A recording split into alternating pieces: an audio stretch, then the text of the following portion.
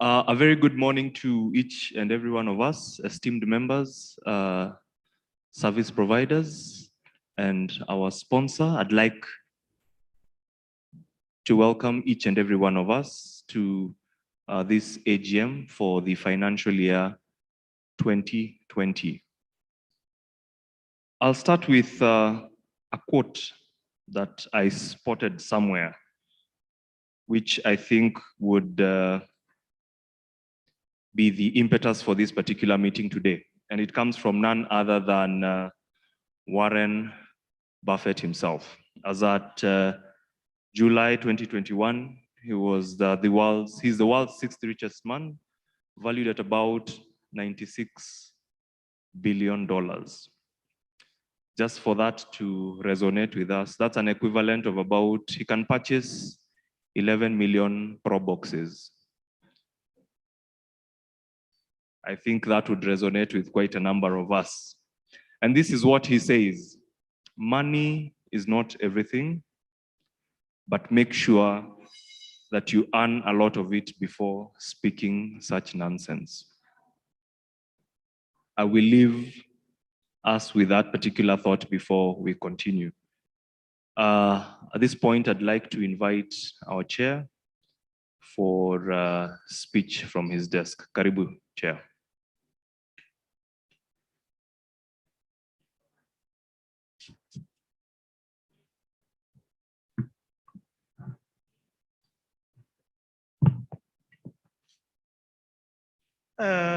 Board of Trustees, the NAS management, the staff members of NAS Airport Services Limited, Provident Fund, the pension scheme service providers, those who are with us here and those who are online. Ladies and gentlemen, good morning. It is my pleasure to welcome you to this year's annual general meeting 2020. I would like to thank the Almighty God for helping us pull through a very difficult year. Some of us lost loved ones, and our livelihood has too been greatly affected, all of us. I register my great appreciation to the sponsor, is our team leader, Mr. Stephen Lopez. This meeting is convened in line with the requirements of RBA regulations to ensure members are sufficiently engaged on the scheme's affairs. A quorum being present, I declare the meeting to be properly convened and duly constituted. An overview of the scheme. NAS Airport Services Limited Staff Provident Fund is a pension scheme set up by the employer for the purpose of providing benefits to the members at the retirement and the relief of the dependents of deceased members. The scheme is established for employees of NAS Airport Services Limited. Just to touch on governance, the scheme is managed by Board of Trustees. 3 of them are sponsor nominated with us here already, Winnie and Sam, and 3 are elected by members, if Carol or Bernard and Venus. Members, there has been development on good governance guidelines introduced by RBA to guide retirement pension schemes, to implement and to promote proper standards of conduct and sound governance practices. As the Board of Trustees, we are in the process of developing these policies, and once finalized, we will share with the members. Due to the financial difficulties occasioned by the global COVID-19 pandemic, the scheme suspended contributions from May 2020 after consultations with all members and the sponsor. We are still engaging with management And starting July 2021, we have resumed the employer contributions. We are urging members, despite the reduced operations or income, if I would call it so, if we can resume the employee contributions to safeguard our sunset days. I think it would be important to take cue of the sponsor. If the sponsor deemed it fit to resume his part of the bargain, perhaps us as employees and as members of the scheme, we need to consider favorably to also resume the same. Performance for the year 2020. During the year under review, the scheme fund value decreased by 241.8 million from 820.5 million in December 2019 to 578.7 as at 31st December 2020. The tough economic times affected our operations, which greatly affected our pension contributions for the part of the year, and a number of members also exited the scheme. Ladies and gentlemen, looking into 2020, the ravaging impacts of COVID-19, it is important to inform you that the investment market is quite turbulent.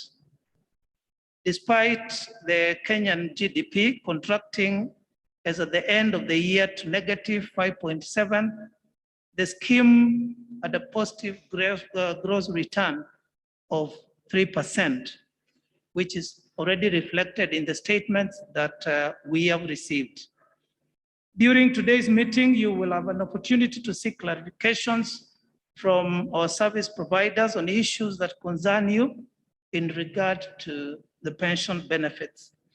Members, on behalf of the board, we wish to affirm to you that we remain committed to ensuring that the systems, procedures, and practices within the Provident Fund reflect high standard of corporate governance.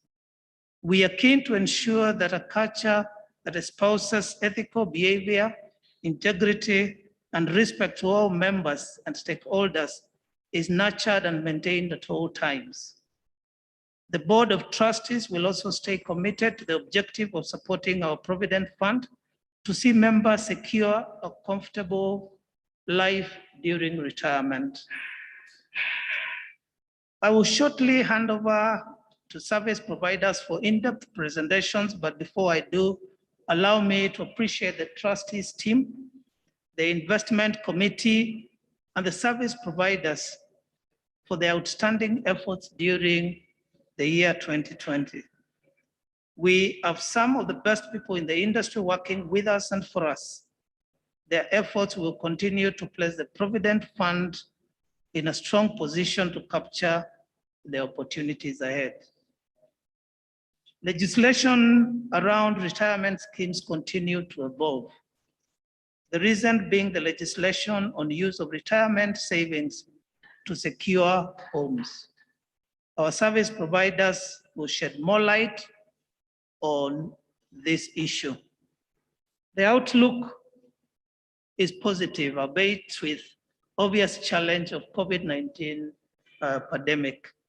The conditions are unfavorable, but we will continue to put the best foot forward to mitigate the challenges ahead. It is important to note that the business is well positioned to continue to prosper into the future.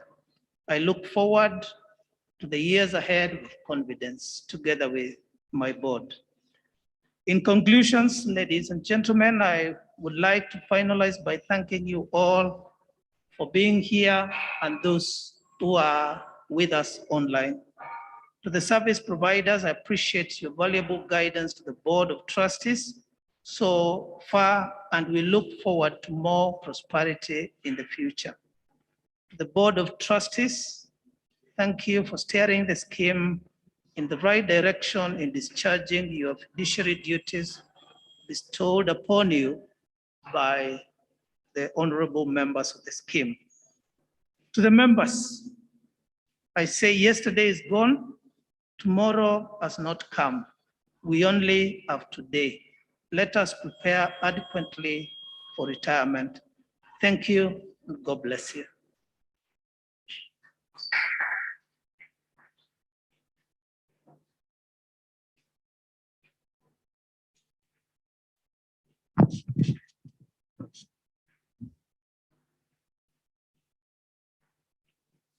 Thank you, Chairman, for your report. At this point, I'd like to specifically recognize our service providers.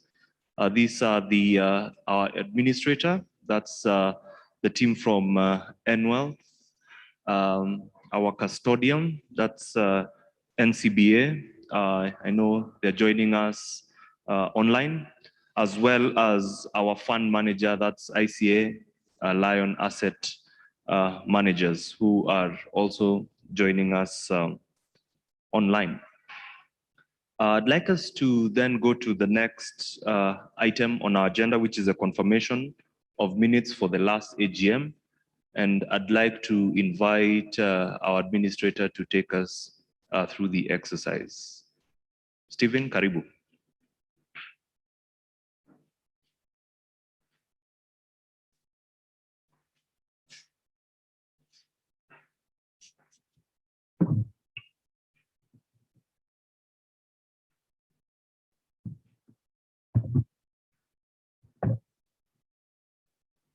So good morning, members and trustees, as well as the service providers. My name is Opa Wanyama, and I will take you through the minutes of the meeting, of the annual general meeting held on the 27th of August, 2020. On your first page, we have the attendance register, as well as the agenda for that meeting. And moving on to page 2 is the continuation of the agenda for that meeting, as well as the preliminary. And on minute 1, we had the chairman's speech, and the chairman highlighted a couple of issues, as well as introduction of the service providers. Moving on to page 3, or maybe I should give the highlights of what the chairman highlighted. He highlighted the scheme performance, how the scheme had performed during the year. He also highlighted the scheme compliance in terms of the mandatory RBA requirements for trustees to be trained, that is the Trustee Development Program Kenya, as well as the investment policy statement, which had been developed during the year. And also he mentioned that the trustees had complied with the requirements of the quarterly meetings of the Board of Trustees to discuss the service providers' reports. Also, he mentioned that all the statutory returns that are supposed to be filed on a quarterly basis had been filed during the year. Moving on to the next page, that is page 4, and minute 2, we had the presentation of the fund audited accounts as of 31st December 2019 by Maingi and Associates, and the presenter was Miriam Mboki. We have the highlights of the audited accounts, and moving on to page 5, where we note that the scheme assets as of that period was at 820.4 million. And on minute 3, we had the presentation of the investment report as of December 2019. And some of the highlights were the economic review for 2019, the inflation in the country, that is in 2019, the bond market, equity markets, the fund activities in the year, that is 2019, as well as the performance. And on minute 4, we had the custody report for the year 2019, and the same was presented by Paul Ngomba. And some of the highlights were the fact about NCBA Bank, the role of the custodian, the risk control measures that they have in place, as well as confirmation of that the assets were safe. On minute 5, we had the administration report for the year 2019, and the same was presented by Lillian Gitao, and she highlighted the benefits payable from the scheme, the tax exemptions on contributions, as well as home ownership. And on minute 6, we had the question and answer session where there are various questions that were asked by the members.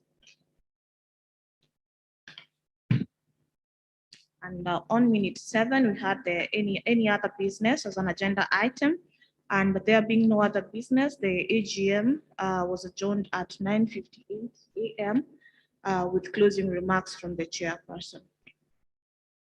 So members and trustees, those are the minutes of that meeting.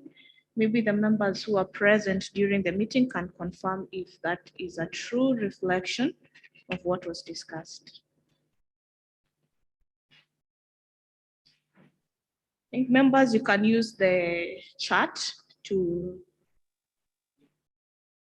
propose and second the minutes.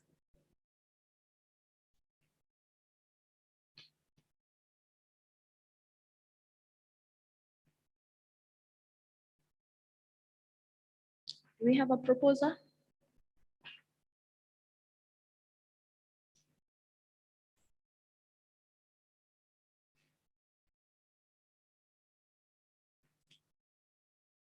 Caroline. Seconded. Yes. Thank you, members. Thank you, trustees.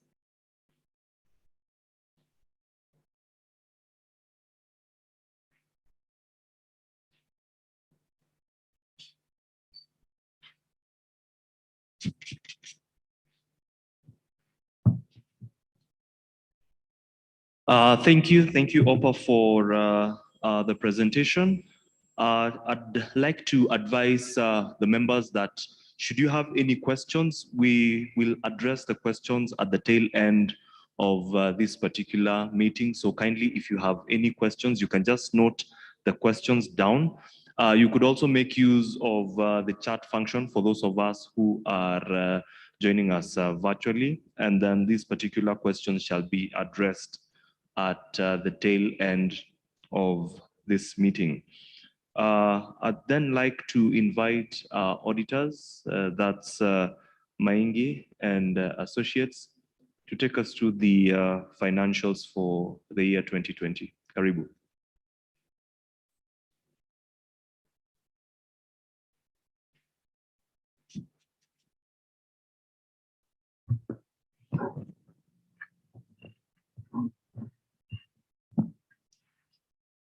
Thank you. My name is Miriam. I'll take you through the accounts.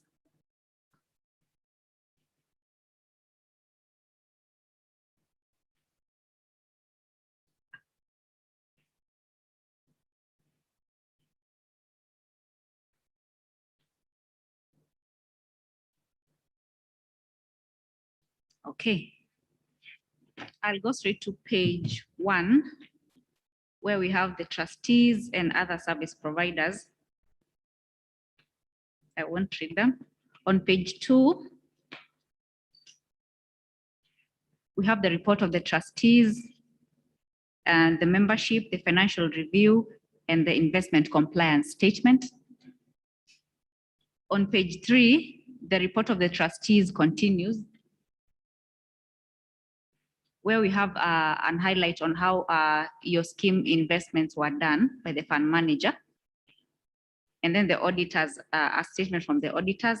These accounts were signed by your trustees on the 26th of March, 2021.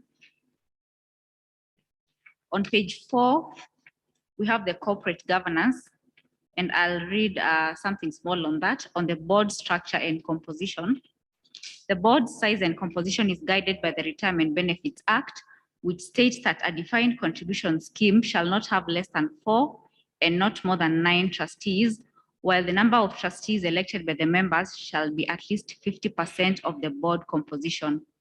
And so your scheme has complied because you have 6 trustees, 3 of whom are appointed by the board and another 3 by the sponsor. The board meetings are held at least twice a year, and I can confirm that this is also in compliance. On page 5, We have the statement of trustees' responsibilities, and I'll just highlight that it is the responsibility of trustees to ensure that proper books of accounts are kept by the scheme. All right, the following page, page 6. Page 6 is our opinion as auditors, and I'll read the first 2 paragraphs. We have audited the accompanying financial statements of NAS Airport Services Limited Staff Provident Fund set out on pages 9 to 24, which comprise the statement of net assets available for benefits as at 31st December 2020, the statement of changes in net assets available for benefits, the statement of cash flows, and a summary of significant accounting policies and other explanatory notes. In our opinion, the accompanying financial statements give a true and fair view of the financial position of the scheme as at 31st December 2020. So this is a clean opinion. Then I'll go to page 7, where I'll highlight our responsibilities as auditors, which are basically 2, to make sure that these accounts are free from material misstatement, whether due to fraud or error, and then issue an auditor's opinion, which we have done. On page 8, I'll read on the report on other legal requirements. As required by the Retirement Benefits Act, we report to you based on our audit that, number 1, we have obtained all the information and explanations which, to the best of our knowledge and belief, were necessary for the purpose of our audit. Number 2, in our opinion, proper books of account have been kept by the scheme so far as appears from our examination of those books. And number 3, the scheme's statement of net assets and statement of changes in net assets agree with the books of account. Okay, page 9 is the statement of changes in net assets, sorry. And I'll start with the income from dealings with members, whereby the contributions for the 4 months of 2020 were 21 million. Compare that to contributions of 12 months of 2019 at 61 million. The benefits paid out in 2020 were 278 million compared to 113 million, a drop of an increase of about 164 million. So the net reductions from dealings with members are the 21 million and subtract the 278 million to get to 56 million in 2020, compared to a smaller figure of 51 million in 2019. On the return on investments, the investment income, 63 million in 2020, 81 million 2019, a revaluation loss of 40 million in 2020, compared to another revaluation gain of 43 million in 2019, and investment expenses of 3.3 million in 2020, compared to 5 million in 2019. So the net return on investments, the 19 million compared to 119 million the previous year. The scheme administrative expenses stood at 3.9 million compared to 5.1 million the previous year, and a tax expense of 1.1 million compared to 1.2 the previous year. So then the total expenses were the total administrative expenses are 5.1 million compared to 6.4 in the previous year. So then when we take the 256, the net reductions, then we add the net return on investment, the 19 million, and we subtract the 5 million, the scheme administrative expenses, we end up with a decrease in net assets of 241 million compared to an increase of 61 million the previous year. Then we take this decrease of 241 million, sorry, and we add it to the net assets at the beginning, the 820 million. We end up with a net asset position of 578 million in 2020 compared to 820 million in 2019. That's a reduction of 241 million. On the following page,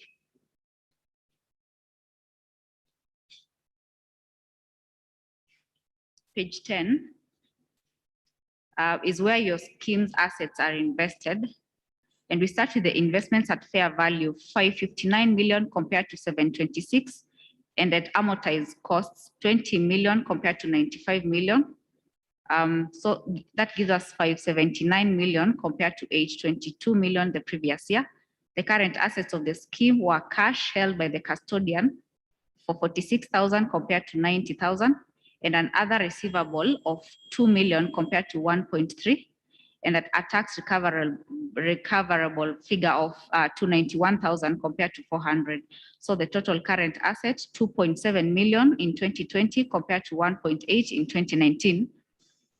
And the accrued expenses, which are the current liabilities, they stood at 3.9 million in 2020 compared to 3.6 the previous year.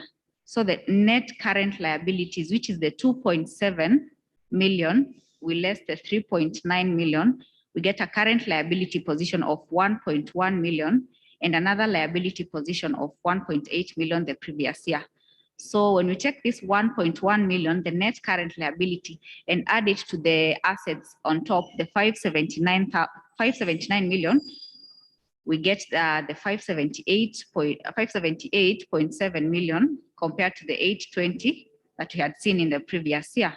This year, the year ended December 2020, we did not have a reserve, but the previous year we had a reserve of 5.3 million.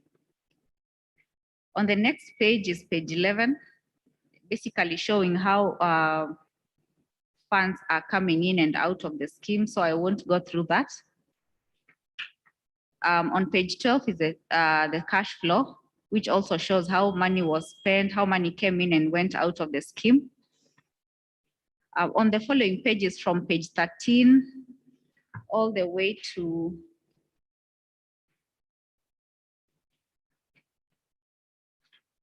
page 16 are accounting policies which we used to prepare these accounts, and you can go through them later. So on page 17 are the notes.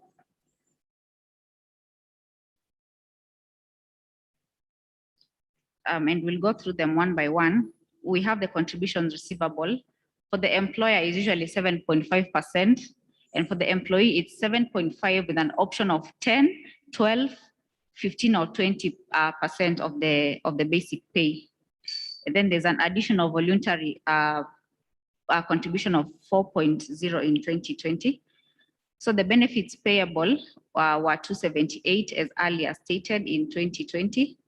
On the investment income, the fund manager will take us through this on a detailed note, but I'll just highlight that basically what went down here is you can see the interest on treasury bonds are slightly dropped from 55 to 43 in 2020, 43 million.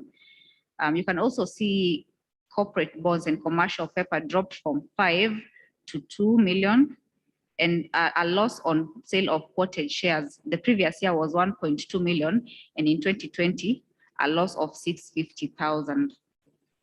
On the unrealized income, the revaluation on quoted shares gave us a loss of 44 million compared to a gain of 37 million the previous year. On the reserve, as I had earlier stated, there was no reserve for the year ended 31st December 2020. On page 18 are more notes. Investment management expenses of 3.3 in 2020 compared to 5.1 in 2019. And administrative expenses as shown there, the levy, the admin fees, audit fees, there was no trustee training, and then investment policy statement and the tax status of the scheme. On page 19, I believe the fund manager will go through this in detail, but basically shows the movement of investments during the year from the beginning to the end. The same is shown on page 20.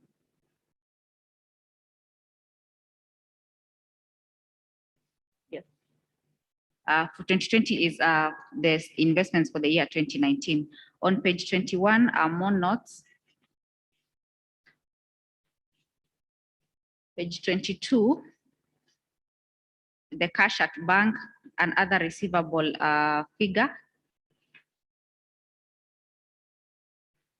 Accrued expenses of the scheme and the tax liability of the scheme. and a financial risk management.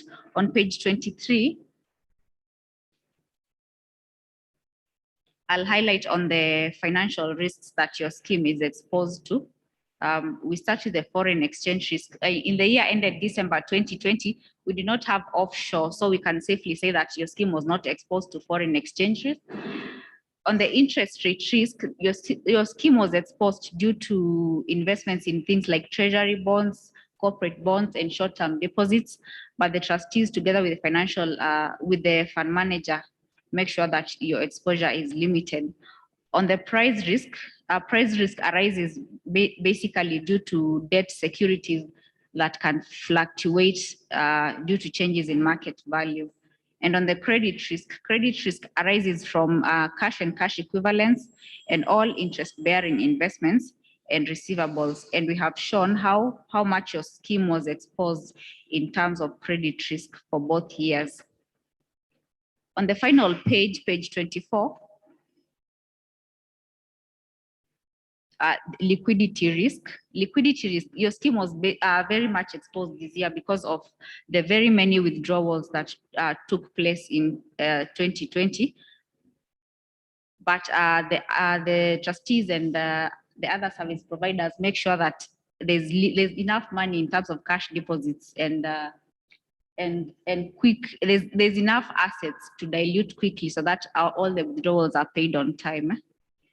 On note 22, the financials are presented in Kenya shillings, and on note 21, the scheme is registered under the Kenya Retirement Benefits Authority. Thank you.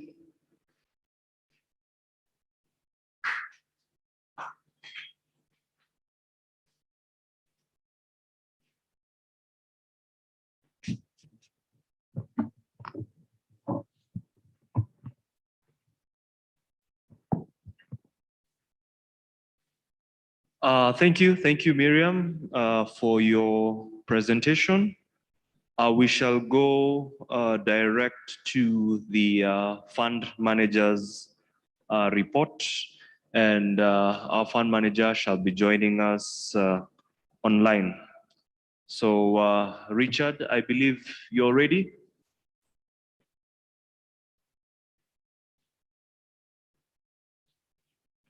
Richard, you can read us? Yes, good morning.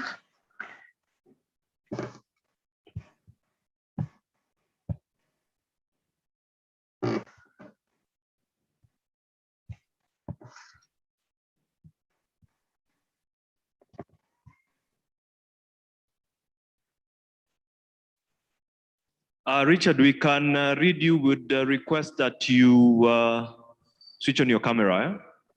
Eh? Yes.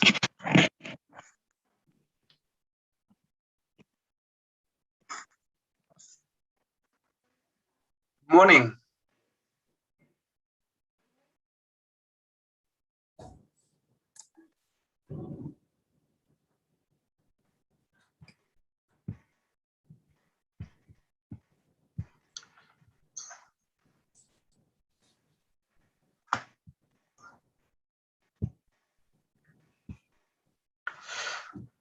Thank you. Good morning to Board of Trustees, the members, and to fellow service providers. It's a privilege to be joining you this morning for the 31st of December annual general meeting for the Staff Provident Fund. My name is Richard, and I am with the fund manager, ICA Lion Management. I'll walk us through the environment that we were investing in last year, and the picture on the screen is from The Economist magazine. And The Economist magazine put this out about September of last year, and it just depicts the open and shutting of the financial markets, of economic markets, generally of the whole world over the course of last year, with some reprieve coming and being shortly lived, with the corona virus quickly taking away any green shoots of hope which had been found and forcing us to recede and go back into hiding. The cycle is less severe today, but as you listen to the news, you still learn of even the developed world where vaccines have been rolled out, you still have significant challenges keeping it managed. So the COVID cycle was the main theme, remains the main theme of investments and the investment horizon today, and will color the view on how we approach the same. Over the course of 2020, global markets had a significant downturn. If we were to look at the Q1 of last year, March 16th will be the date that financial historians will be speaking about. The day when financial markets declined across the world, close to losing up to 25% of their value in the period March 16th to just about beginning of April. There was a subsequent recovery in the markets, and it paid off for those who held on to their investments, and we did the same, and I'll touch on that when we speak on the equities section. The opening remarks by our chair referred to the contraction in our economy last year, and looking at the rear view mirror of how our economy has performed, we have never had a contraction in the last 9-10 years. So last year was a unique situation, and a contraction of 5.5% in the second quarter was one that will be compared to an expansion of 5.2. It's important to remember how a contraction of an economy works. Our economics professor would refer to air escaping a balloon. So the rate at which the air escapes the balloon is much faster than the rate at which the balloon can be inflated. So whereas the numbers may not depict this as clearly, the effort that would be required to reinflate the economy back to the levels it were are significantly higher than what we would ordinarily expect had we not had a decline. Over the course of last year, inflation was not a threat to our investment environment. It remained below the level of 5%. Inflation is under control on account of the oil price having come lower. Last year, we closed at a price of $51.8 compared to 66 the previous year, purely on demand being lower in the international oil markets. Our currency over the course of last year, along with other currencies around the world, had a depreciation against the dollar. We began the year at an exchange rate of 100 Kenya shillings for a single dollar, and at some point we got to 110. We subsequently stabilized now at about 107, 106, 107, and hats off to the central bank for having controlled our currency's movement over the course of last year. There are many countries in sub-Saharan Africa that had a depreciation last year of close to 30%, such as the South African rand. The outlook for the currency, of course, will be informed by the direction of global markets. In times of uncertainty, there is something would be referred to as flight to safety, with many investors putting their funds into the US dollar. There's some reprieve to be found in our region, in our country, given the interest that was shown about 4 weeks back when the Eurobond was issued with a significant oversubscription, just illustrating that as a country, should we get our investment environment to be much more accommodative and much more welcoming, we can actually attract significant amounts of capital to be invested here. Interest rates over the course of last year were moving in various directions. We began the year with the one-year interest rate at just about 10%. This declined over the course of the year. It's important to remember the setting of the year. Businesses were not making any decisions to deploy capital to expand. Individuals were holding on to the resources that they had very tightly, very closely, and were not spending. Household expenditure in that same period of time was significantly lower. And this increase in cash, increase in available liquidity in the market system resulted in lower interest rates. This is still the case today. We have interest rates quite low right now. And the income that can be drawn from the same will reflect that. The lady, the accounting firm, referred to that in her remarks.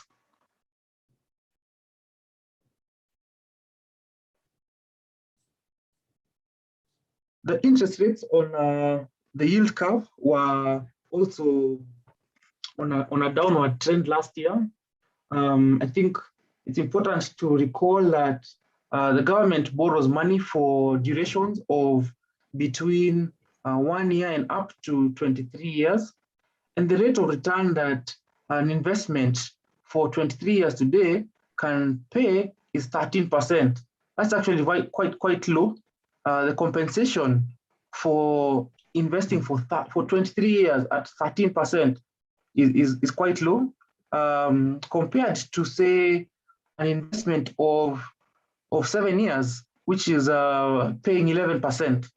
So there's a compression in interest rates, and it's important not to lock in a lot of our investments at these low interest rates. We're very careful with that presently, and the expectations, of course, for interest rates, the government expenditure is quite high. We read the budget, we had the budget, and the demand for funds is high. So we expect interest rates to start to move upwards, and we are well positioned to capitalize on the same as and when these expectations are realized. The shares market last year was quite volatile. Indeed, over the last several years, it has been the case. We saw last year a decline in the shares market, similar to what we saw in the global markets, and March was the low point of the market. For the benefit of the members, we had a monthly investment committee meeting just to navigate this very tumultuous period, and we would discuss at length each of the investments that we had made, and were able to carefully select which investments to hold on to, which ones to realize.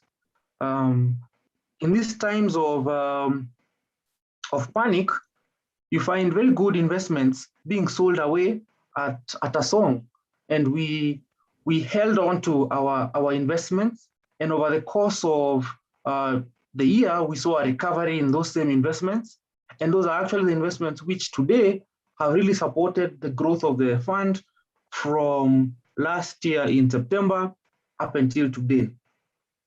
The shares investment is one, of course, which would reward us with dividends, but on account of the cash flow constraints many businesses had last year, many businesses did not manage to pay us a dividend for the period of last year. So looking forward, we see a recovery in the economic environment. Yesterday, the IMF put out their estimates for where the global economy is going to settle at. And we find that the US is going to be the leader for the first time in a very long time. It overtakes China, growing at 7%. Our own expectations here are for just a resumption in economic activity. The shares market has had a recovery. We have seen our shares rebound back to almost to where they were pre-pandemic, and we have been our efforts with the Board of Trustees to navigate the tumultuous time have been rewarded. And inflation is not too much of a concern today. The demand for oil is low around the world.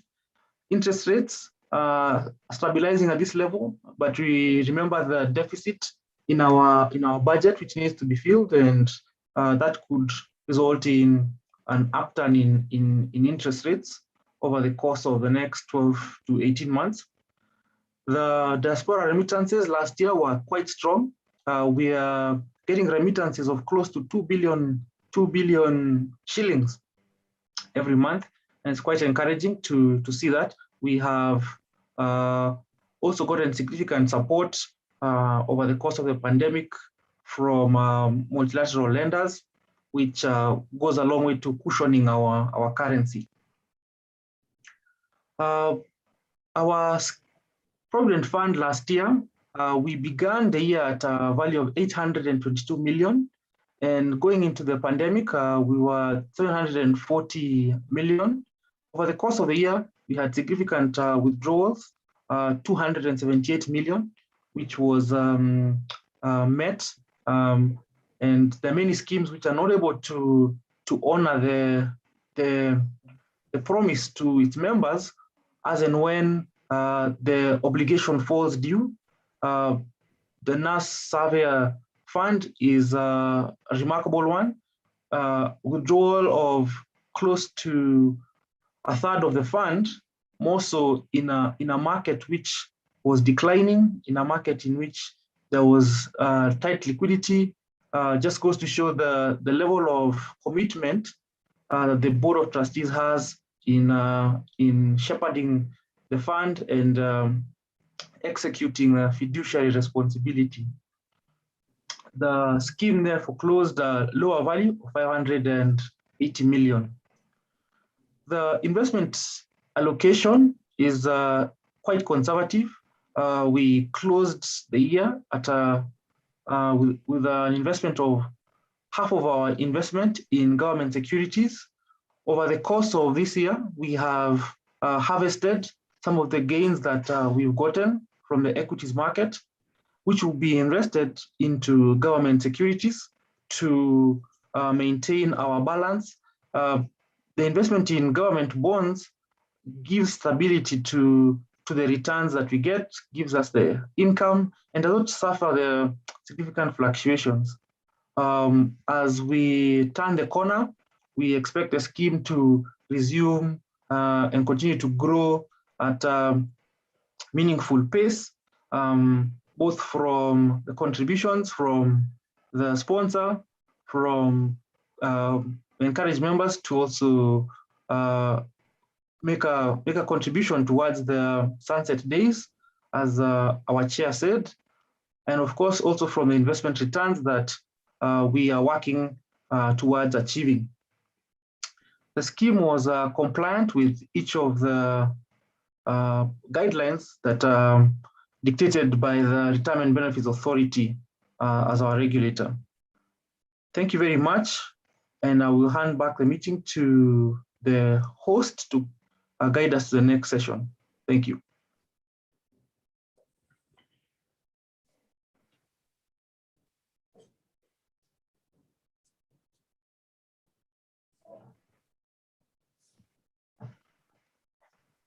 Thank you, Richard, for your report. It was quite comprehensive. I'd like to then also invite the administrator to take us through their report. And at this particular juncture, I'd like to welcome Stephen. Stephen, I believe. Oh, custodian, okay. My apologies. We shall invite the custodian at this particular juncture to give us the report. Possibly, I might have forgotten the custodian. The report is normally 2 minutes. So possibly, Paul, you could extend it to possibly 2.5 minutes. So Paul, over to you.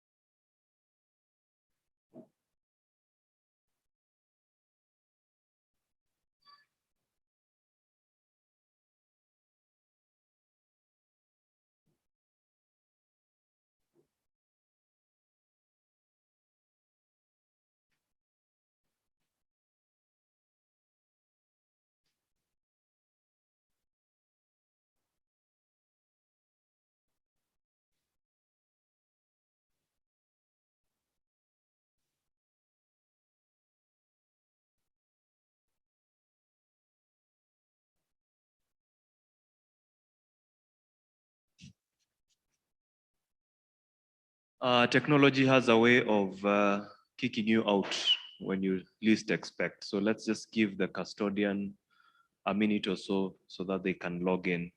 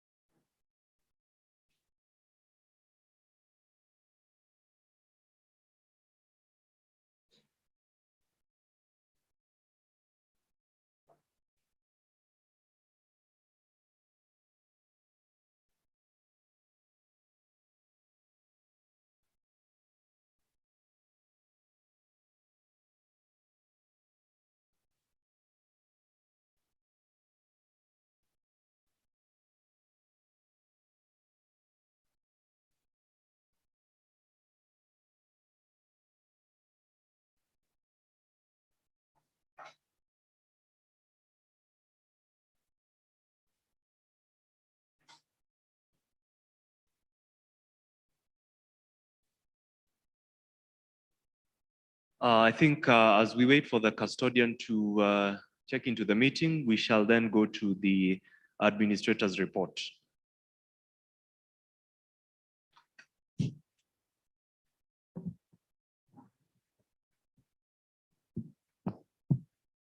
Thank you. Good morning, everyone. Those who are physically present and also those who are viewing us online. My name is Stephen Ikel, representing NWEL, who is the administrator. And I'll take you through my presentation.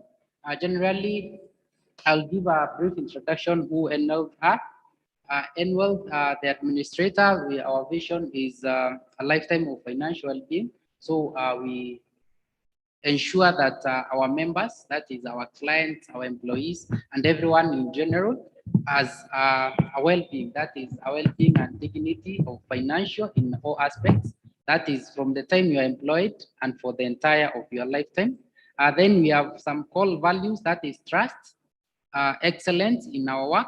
Then as also we do excellence, we do fun at work, we enjoy what we do. And all in all, we have to do innovations to survive in this industry. And also we are currently in around 3 countries, that is Mauritius, Kenya and Uganda. And we have been in operation for over the last 10 years, covering almost over 120 clients. Some of the operations that we normally do, we have fund administration. That is what we do for this scheme. Also, we do retirement benefits consulting services. This is in terms of member trainings and any other retirement consultancy that you may need. You can consult us. We also do more of insurance and brokerage services. So if you need also to enroll us for any other insurance, you can be part of us. Corporate trustees, and lastly, affordable housing mortgage. Currently, RBA gave green light for members to use 40% of their benefits to purchase a mortgage. So if you are interested in a mortgage, then you can liaise with us and we will link you to the service providers, and also you can be able to access your 40%. Other products that we normally do offer, there is Keshoela income drawdown. This is for retirees. And also there is Uzima Trust Fund in a scenario whereby one of the members has passed on and we need to pay the beneficiaries. We normally recommend if your beneficiaries are below the age of 18 or they are minors, then as trustees or then the best option is for Uzima Trust Fund so that we ensure the interest of the young ones is taken off. Then we do also individual personal pension plan. We have annual cash endowment plan and also annual umbrella fund and the Baraka fund, among others. And lastly, another post-retirement medical fund. This is whereby once you leave employment, one of the main expenses for retirees is medical expenses. And if you have to cater for medical expenses, it might be a bit expensive. So we recommend for an higher post-retirement medical fund, whereby you do some contributions once you are retiring or you take a portion of your retirement benefits that will cater for your medical bills for the rest of your life. The rest is our board structure. And I can confirm currently in the course of the year, we were graduated with a Stanford seed graduation. That is for help us serve our clients better. These are some of the gifts or accolades that we've been able to receive for the last 10 years. I'll not go through all of them. And also to highlight is on the other screen on segregated. As a scheme, we are a segregated scheme. So that means we normally bear our investments as a scheme that is provided by the custodian and the fund manager. So for any investments that we make a scheme, that is what is declared to the members every financial year. I'll take you through the philosophy of pensions. Generally, the philosophy of pensions involves a member contributions, what I do contribute to the scheme, then what the employer contributes for me in the scheme, and this one forms the income for this, combined with the income for the scheme, then that forms the inflows for the scheme. And from there, then there are some outflows, and these outflows comprise of the expenses. That is expenses that we normally do pay to members, service providers, and also the trustees. Then there is member benefits, benefits that we do to members on once they leave the employment or once they retire, and lastly also the annuity purchases.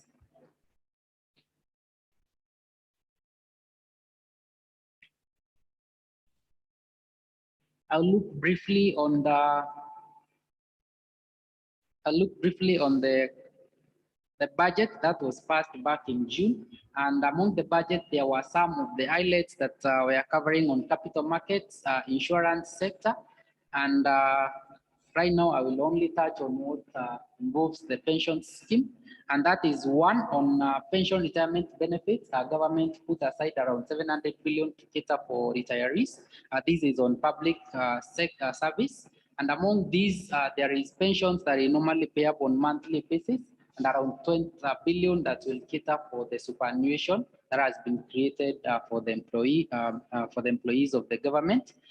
Secondly, also there has been regulations on mortgage. These has been in place for a number of periods, and schemes are encouraged to tell members to take on the 40% so that they can purchase a home before retirement. Another is on post-retirement medical funds. So this is also to encourage schemes to partake on post-retirement medical funds so that their medical expenses are catered for after retirement. Among those ones, then I can now go directly. Those were just the highlights about the scheme and the markets for the last 1 year and for the current one. So I'll look at now the services of the fund administrator and what do we do as the administrator. One of the many services that we normally do is administration services. That is, we keep records and also data for the members. And this involves receiving the contributions on a monthly basis and updating them to the member records. We also do these reconciliations, member contribution reconciliations on a monthly basis. And also there is income allocation. Every financial year, we normally allocate member benefits, and these benefits, we issue statements to members. So it's you are expecting at least every 1 year to get the statement from us, but this doesn't mean that the statement is only available once a year. The statement is always available online. So whenever you need one, just log in and you will be able to access your member statements. We also do member computations.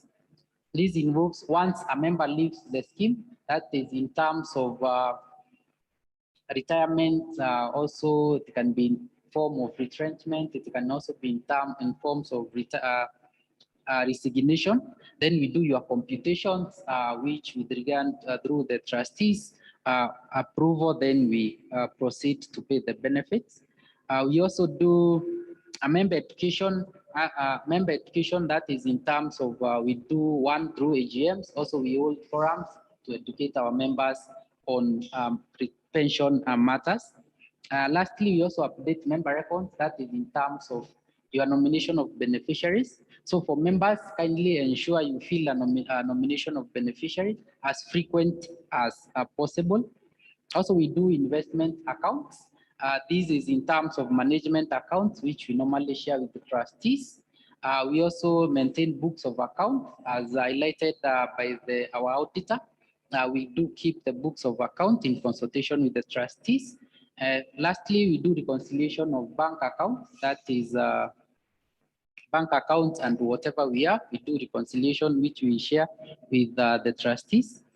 Lastly, we facilitate the audit of the accounts and ensure that we meet the regulations by the RBA and KRA. The other duties that we normally take as the administrator are the secretariat duties, and also ensure compliance of all management compliance. This will include the review of the trust deed and rules to be in line with the guidelines. There is management of compliance of service providers agreement. Also, we ensure that they are in line and within the regulations. And preparations of Board of Trustees meetings, agenda and notice. And lastly, preparations of minutes for the board. Lastly, we, as earlier said, one of our main objective is to do to have innovations, and currently we have moved to a system called Office 365 so that we can be able to offer better services and also ensure continuous interaction with members through the system. You don't have necessarily to write us an email so that you can access your statement or ask questions, but you can log in. If you have any queries, you can do it through the system and it will be responded accordingly. Now I can go through the scheme overview, and generally our service providers have all been able to present. And what I can highlight, our scheme custodian as NBA, I see Lion, our fund managers, and what our administrator, Maingi Associates, and our fund auditor. And I can guarantee members that this scheme is a legal entity on its own. It's separate from the employer, so the employer or the founder. Then I will go through the scheme highlights. Last year was a very challenging year, and the scheme investments was at 3%. Believe that was not, it has been tough, but at least that 3% was good for the year. The scheme was established back in November 2001 for purpose of protecting the benefits of members and they are also dependents. Currently, the scheme, as highlighted by the auditor, stands at 578.74. This is at December 2020, and it earned a total of 946 members, both active and deferred. This is just a graphical showing the fund value and the membership growth over the years. Yes, you can note the scheme has been growing very well from fund value of 720 in 2017, 759 2018, gets to 820 back in 2019. And 2020 was the lowest year for us due to the highest number of exits for the members and also reduced contributions. Then we were at 578, and also our memberships dropped drastically from 1029 to 946 members. I will generally highlight on member contributions from the scheme. So the first question we ask ourselves, I know last year was not a good year and we were not able to do our contributions from a period of from May up to the end of the year. But the question that we should ask ourselves as members is, when we started contributions, the major goal is for a member for your retirement benefit.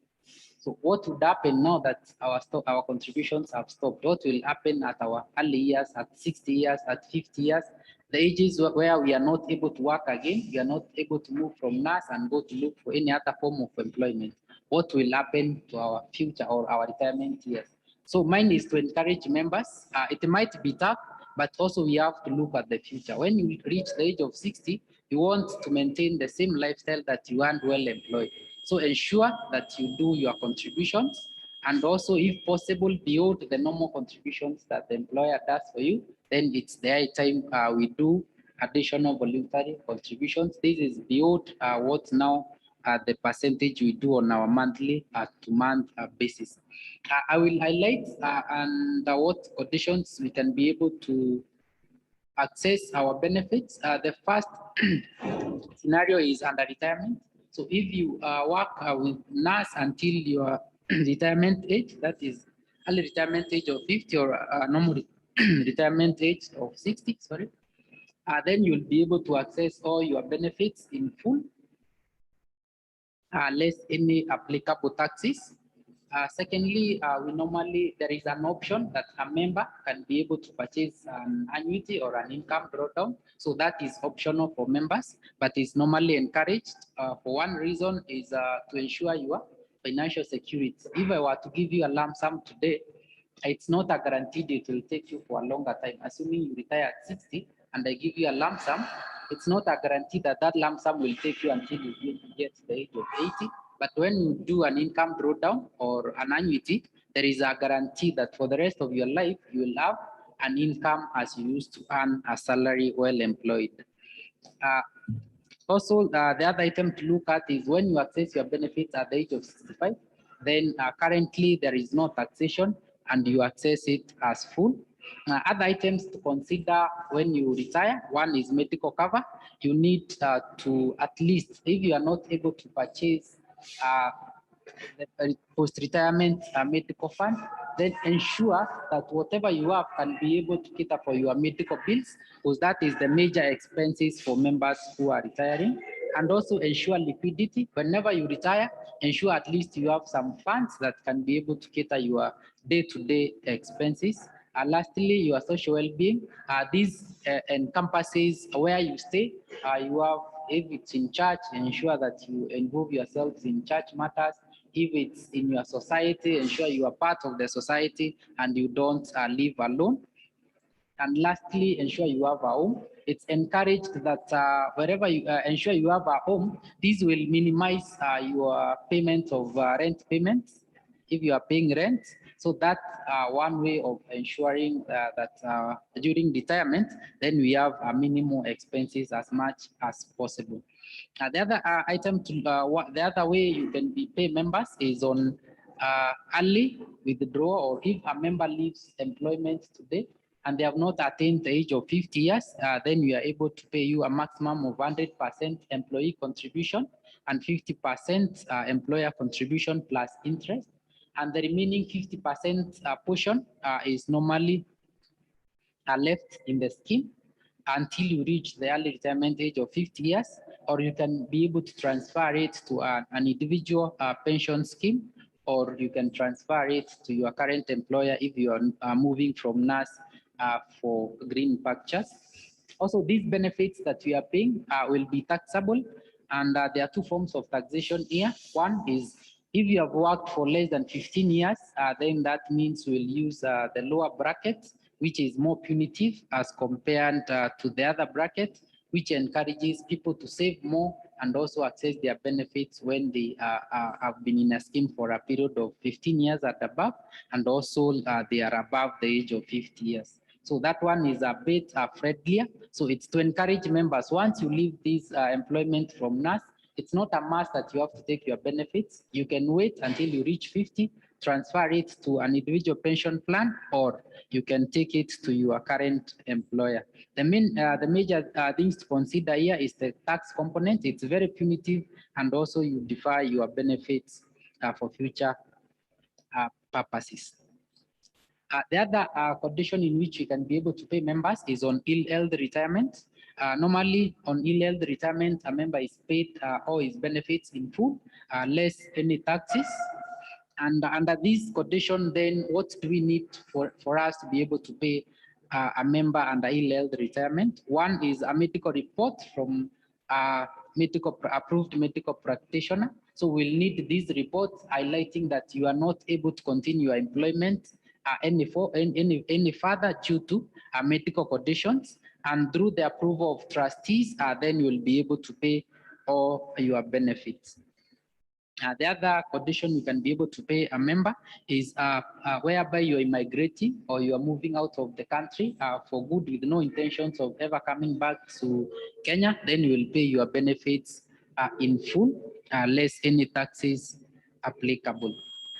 And what do we consider for us to pay a member immigration? One is you have to give us a proof of citizenship of the other country that you are going to. If you are a Kenyan, then you have to prove you have a permanent residence, that you have been given a permanent residence. You are not going there for a period of 10, 20 years, then you'll be back, then it has to be permanent. And also the condition that it's no intention of ever coming back to the country, then you'll be able to pay your benefits in full.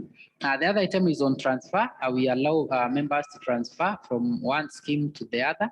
That is, if you are moving to a new employment or to an individual pension plan, but this transfer is only done once you leave NAS. That is, once you leave the employment. And under this condition, your benefits are not taxable. We transfer them as full as it is. The other condition that we pay members is on death. Normally on death, we pay the beneficiaries the full funds, that is the total accumulated employee and employer portion, less any tax amount. And at this point, then we need to ask ourselves, one, have you nominated your beneficiaries? Because we are paying the beneficiaries. So have you updated your beneficiaries, your current beneficiaries? Also, secondly, we consider a transfer of funds to a trust fund for minors. If you have a minor person who is below the age of 18, then you need also to consider transferring this to a trust fund so that we ensure their education is catered for, and also their well-being is catered for through payment of an upkeep on monthly basis. And lastly, pension schemes is not considered as part of an estate. So once you pass on, these benefits is only under the supervision of the trustees. So whatever the discretion of the trustees to pay these benefits, that is what is considered final.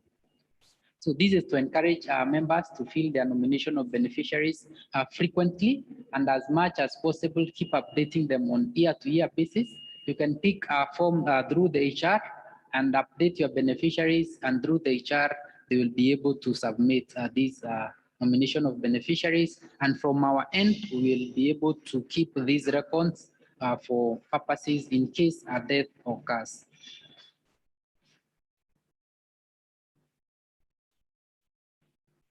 So having looked at just the highlights about the scheme and the previous performances, then I will just give a simple, simple financial for the previous years. I know 2020 has been a tough year for everyone. When COVID-19 hit, no one was expecting, and the financial impact has been high. One of them is there was close of businesses. That is in terms of airspaces, like you see, operations have gone down, and I believe you understand this because most of the operations have been below par or below 50%. So that is one of the impacts. The other one is on our health sector. It has been stretched. In some instances, you see a person who is sick. They have the cash, the money to pay the hospital bills, but whenever you go to an hospital, you find that ICU beds are full. Most of these hospitals are full, so you are not able to access these health benefits from the health sector. Also, there have been a reallocation of resources from development to operation in most of the instances. One of them is our government involved. It has to allocate funds to fight the COVID pandemic. Also, there has been a loss of source of income for most of the members in terms of livelihoods and also disruption of businesses. And also it has given us time to spend with our members. So what are the financial lessons do we learn from COVID-19? One of them is to look at our sources of income. What are your sources of income? Is employment the only source of income for you as a member? If then it's the high time as a member you start of thinking of a second income. Also, the other item is on where we invest our funds. If the only way you are investing your funds is on equities, then you also need to diversify this so that you can have various sources of investment whereby you can be able to access your funds as fast as possible. And through this, we need to have an emergency fund. So the first question you ask yourself is, do you have an emergency fund? That in case something happens today, I don't need to take a loan to be able to cater for it, but I can be able to use the emergency fund as a member. Then the other one is on our insurance. Health insurance is a must. So if you don't have a medical, for those who are today in employment, insurance cover is provided by most of our employers. So the next question you ask yourself is, the moment you leave NAS, will you be able to have this insurance cover? So it's the time you start also thinking about it. And lastly, COVID-19 has taught us that life is precious, but you don't know when. At times, I know most of us have lost friends, have lost colleagues, and also have lost members of our family due to the pandemic. So it's the high time as members, we also prepare ourselves for the untimely or in case of death, what will happen. So it's the high time we also prepare these through nomination of beneficiaries. We can also do our wills and also make sure that if you are not around, then your dependents will not suffer. Then the other thing we look at is on our financial planning. Generally highlighting these is, you'll find that most of people join employment from the ages of 20. That's when you start earning an income. And as your income grows, also your age is growing. And it will get to a point when you get to retirement, your benefits will drastically come down. And at that point, you'll not have any income, but you rely on whatever you have accumulated over the years. So the first question you ask yourself is, what stage are you in? Are you joining employment at your early 20s, or are you at your 30s when you have started accumulating some wealth, or are you about to retire when you have believe you have consolidated enough wealth, and after the a short period of say 10 to 20 years, you'll have retired. So it's there time you ask yourself, in which stage are you in? And based in which stage you are at, then you have to consider your sources of income. Is employment the only source of income for you as a member? From there, then you need to look at your financial planning. Whenever you receive your monthly salary, what is the next action? Do you go directly to the expenses, or you do plan so that you ensure you have enough to cater for you for the next 30 days? Or it's once you are paid on 30th and on 10th, you don't have any income and you have to rely on loans or debts. Then the other item to look at is on your net worth. I know this rarely comes to our minds. Our net worth normally encompasses all the assets we have, less any debts. So as members, do we have any debts with us, or what is our net worth today? So it's their time as members, we sit down and evaluate ourselves, what we have in forms of assets and what we have in forms of liabilities and also debts. Then once you evaluate yourself as a member, you need now to start setting your goals. And this is, first of all, you can only know where you are if you are able to evaluate yourself. If you are able to evaluate what assets you have, what liabilities you have, then you can be able, at that point, you will be able to know who you are. And if you know your strengths, your weaknesses in terms of finances, or then as a member, you have started evaluating your financial goals. Then after evaluating or knowing who you are, then the next thing you need to know is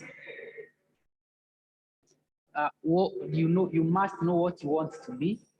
May it be in the next 5 years, may it be by the end of the 1 year, may it by end of 2 years, then you need to know where you want to be. In this scenario, as a scheme, we are saying that our retirement goal is once we reach the age of 60. So the question you ask yourself, what do you want to achieve after the age of 60, or what do you want to achieve once you retire?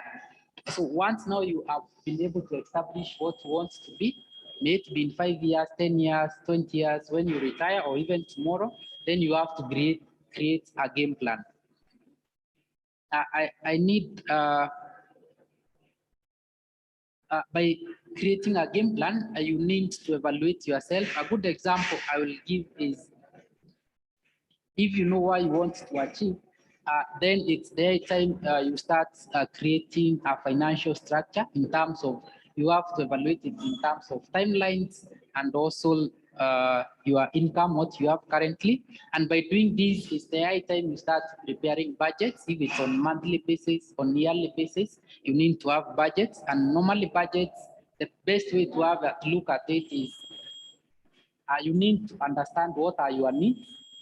You need to understand what your current needs are, and also you need to understand what your other wants are.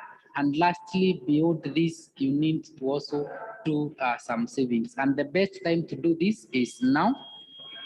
So generally, to conclude, I will say, normally a financial journey, it's normally when we start planning, it's normally a straight path. But at the end of the day, there are so many things that come our way. It might not be that what you plan will always go by rate, but the best thing to have as a member is have a focus on what you want to achieve at the end of the day. And by despite the challenges that we'll tackle or the obstacles that will meet our way, we'll achieve our focus. So mine is just to leave it here and wish you to plan for your retirement and also your finances, and have a blessed day.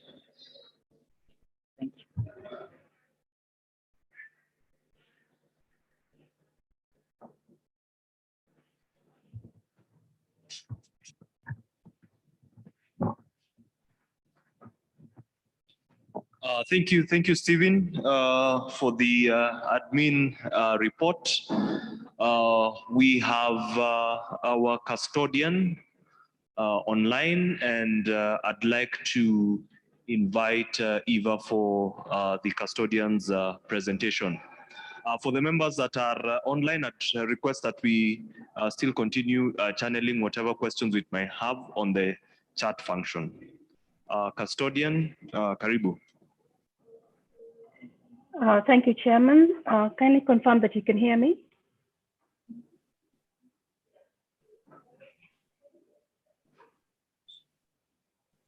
Can you hear me?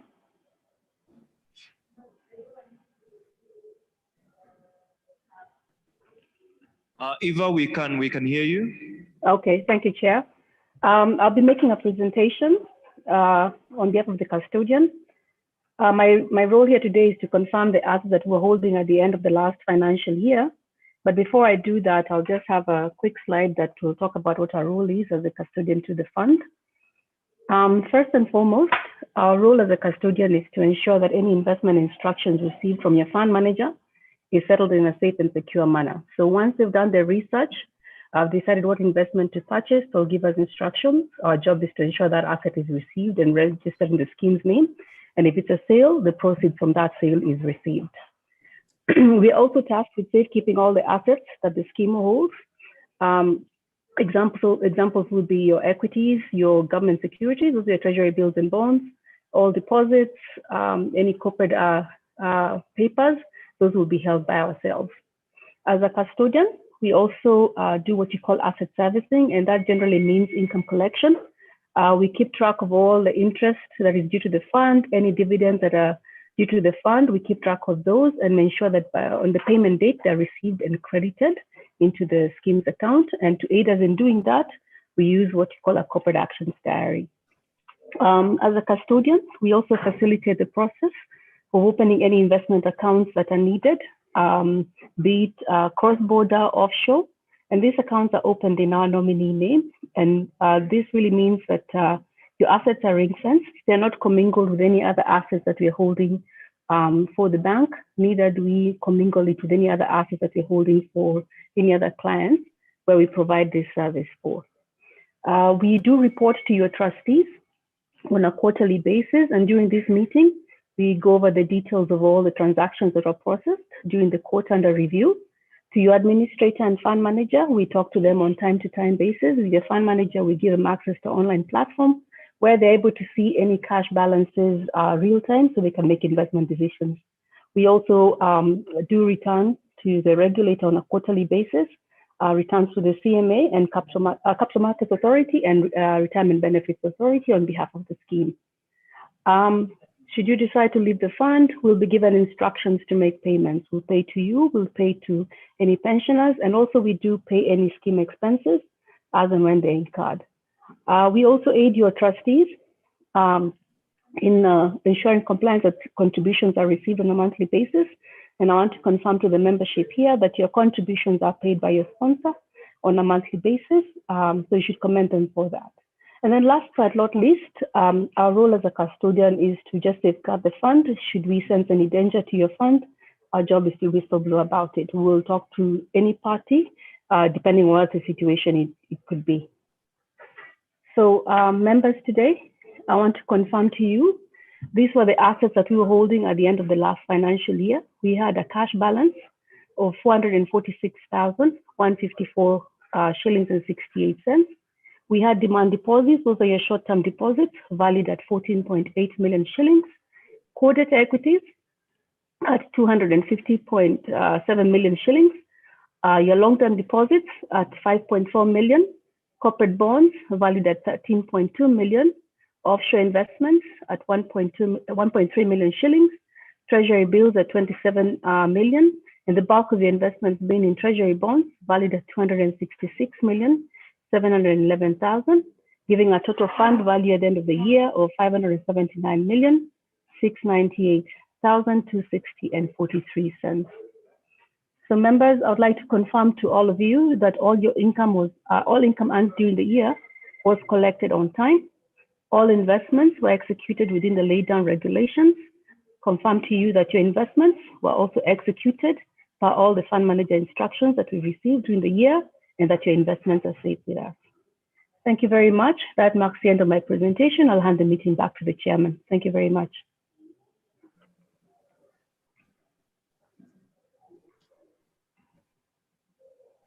Thank you, Eva, for your presentation.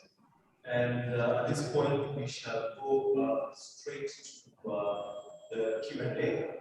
So I'd like to invite Stevie to address the questions that have come in so far. Stevie.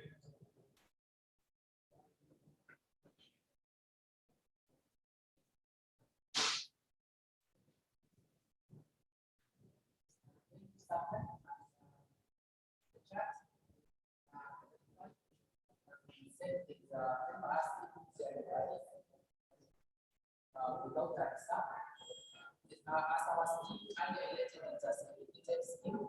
Only for segregated trustees that distribute whatever amount that has been earned for the scheme, whatever the fund manager is able to get for that year, that is also distributed for the scheme. So in a scenario where the scheme operates without a reserve, then in that year, whatever we get to invest, that's what we distribute to members. So there is no risk involved in operating without a reserve, because generally this also reserve will ensure that if we put a reserve today, it ensures that if you are to leave today, then you are entitled to a part of the reserve. And in a scenario where then you are not given part of the reserve, then as a member, that means you have left some of your amounts in the scheme. So it's there is really no risk involved when the scheme operates without the reserve. So from there, I've not seen any other question. If a member asking if we can be able to share our presentations through their copies, yes, I believe this can be shared through our Trust Secretary or our HR, someone. Yes, our presentations will be shared through him. So I don't know if we give chance to members who are around here probably to do more questions.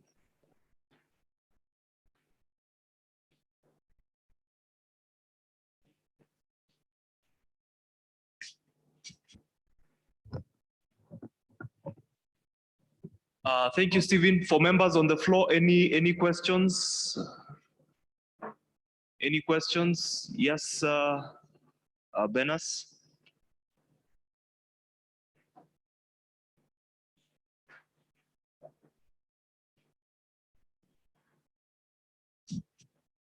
Morning, everyone. My name is Albenas Mouko, a trustee. I'm asking, I have two questions, some are on behalf of members. There's someone who wants a clarification or want to know more on how that is being applied. And there's an interesting one here. He's asking, why tax when he's being paid his final dues and he has been paying taxes all along? And the last one, I want the administrator to explain or to enlighten more on the budgets of an annuity and the income of drawdown.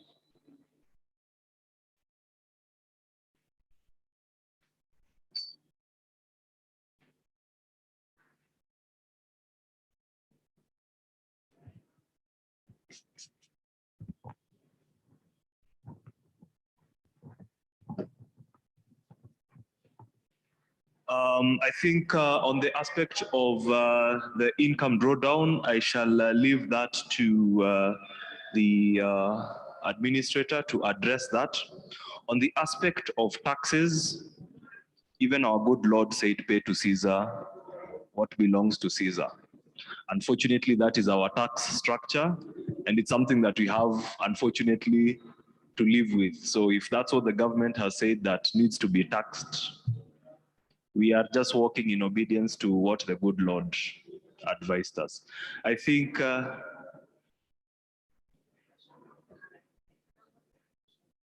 double taxation. I think the administrator is best placed to answer that, even as we possibly bring the meeting to a close. So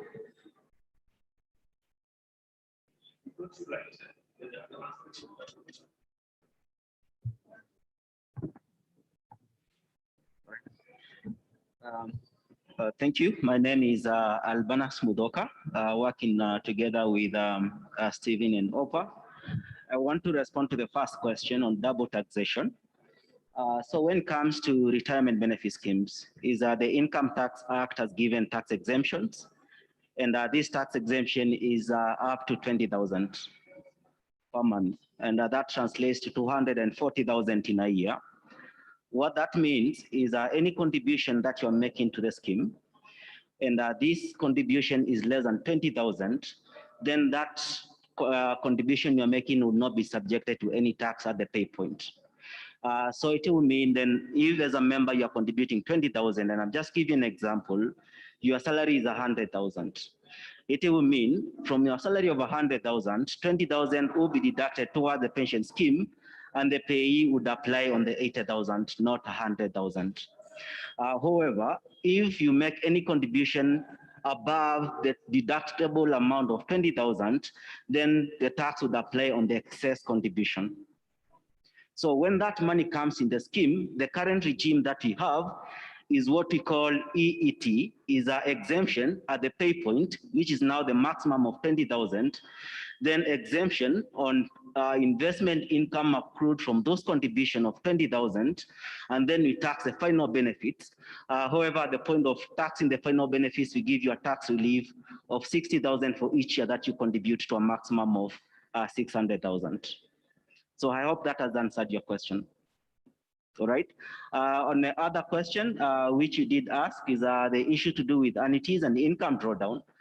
Steve has mentioned that the scheme is a provident in nature. That means that retirement, you get your money as a cash lump sum.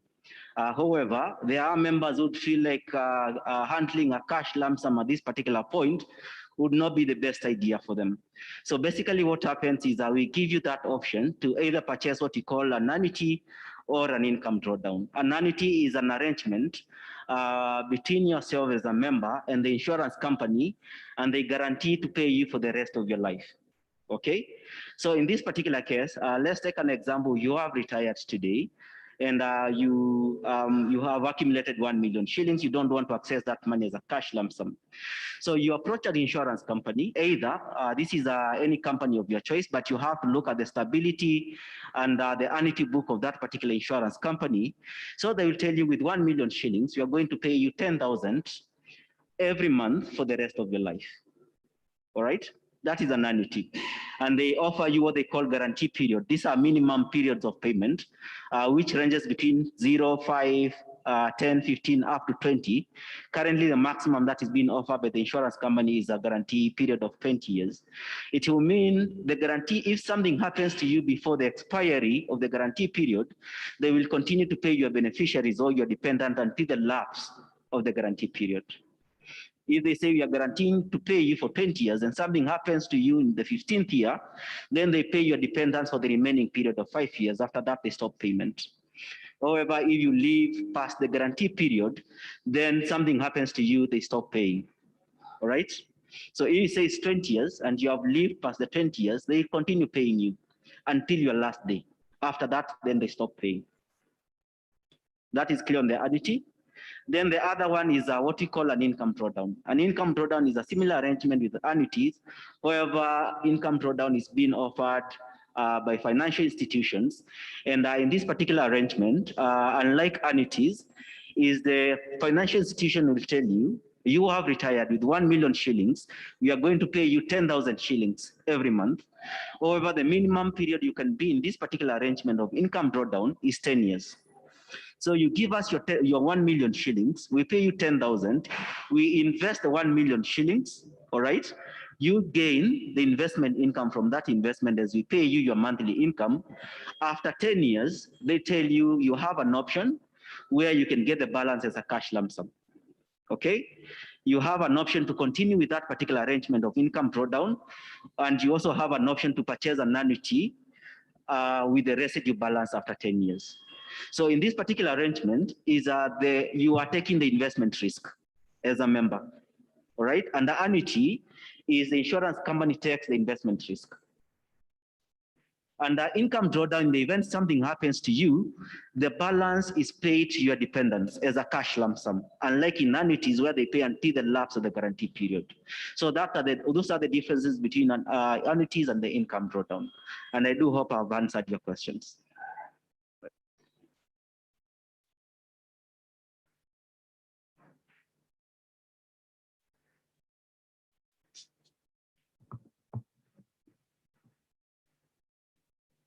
Any other question from the floor?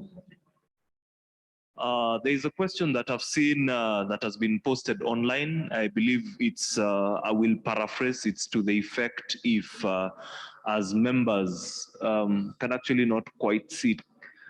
Can we be allowed to contribute through the check-off status quo before stoppage unless someone wants to update or stop altogether, because we will retire whatever the situation?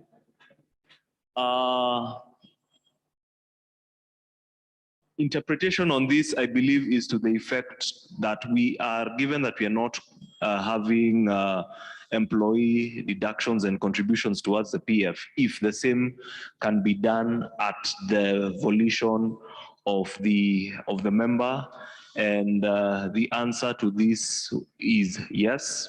Now, should that be the case, we would advise that members pay a visit to the HR office, and the necessary documentation would be populated to effect the whole aspect of check-off via payroll. Any other questions?